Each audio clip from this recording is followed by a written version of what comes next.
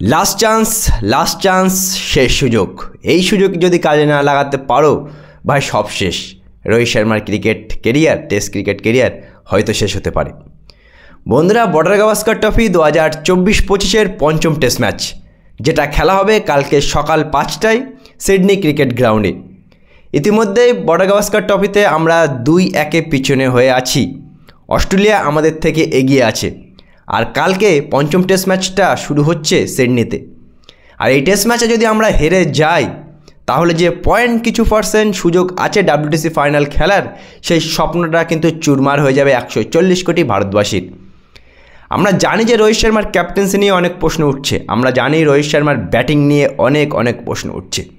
আমরা বেশ কিছু মিডিয়া সংবাদ মাধ্যমে এটাও জানতে পেরেছি বন্ধুরা, যে রোহিত শর্মা হয়তো সিডনি ক্রিকেট গ্রাউন্ডে নিজের টেস্ট ক্রিকেট ক্যারিয়ারের লাস্ট টেস্ট ম্যাচটাও খেলতে পারে, এমনটা আমরা শুনতে পাচ্ছি।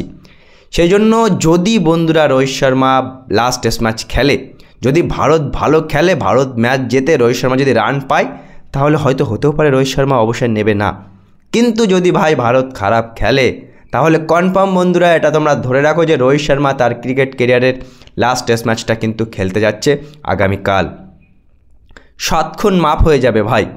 কালকের টেস্ট ম্যাচটা যেত, কালকের টেস্ট ম্যাচটা ভালো খেলো, সব কিছু ক্ষমা হয়ে যাবে। তার কারণ এই টেস্ট ম্যাচটা ড্র করাতে পারি, এখনও আমাদের হাতের মুঠোয় আছে। এই টেস্ট ম্যাচটা আমরা হারিনি।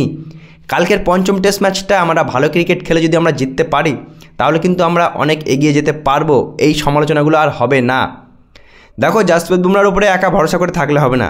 সে 4 ম্যাচে অলরেডি 30 উইকেট নিয়ে আছে। সবাইকে ভালো বোলিং করতে হবে।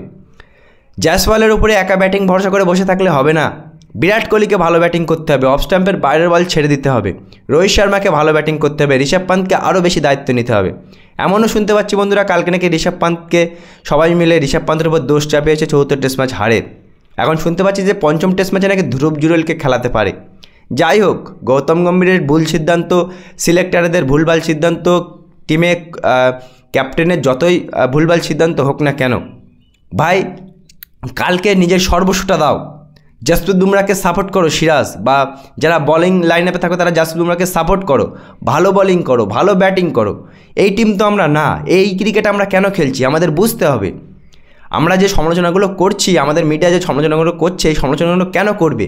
আমাদের টিম তো বেস্ট টিম ওয়ার্ল্ডের। তাহলে অস্ট্রেলিয়ার কাছে আমরা কেন হেরে যাচ্ছি? জিত টেস্ট ম্যাচ কেন ড্র করা, মানে ড্র টেস্ট ম্যাচ কেন আমরা হেরে যাচ্ছি? বন্ধুরা, কালকে টেস্ট ম্যাচ, কালকে লাস্ট টেস্ট ম্যাচ দেখিয়ে দাও ভারতীয় দল। আশা করবো ভারত ভালো খেলবে, ভারত ভালো জিতবে। রোহিত শর্মা ভালো ব্যাটিং করবে, বিরাট কোহলি অফ স্টাম্পের বাইরের বল খেলবে না। আমরা এটাই আশা করতে পারি। আমরা এটা করতে পারি যে ভারতীয় দল কালকের ম্যাচটা জিতবে।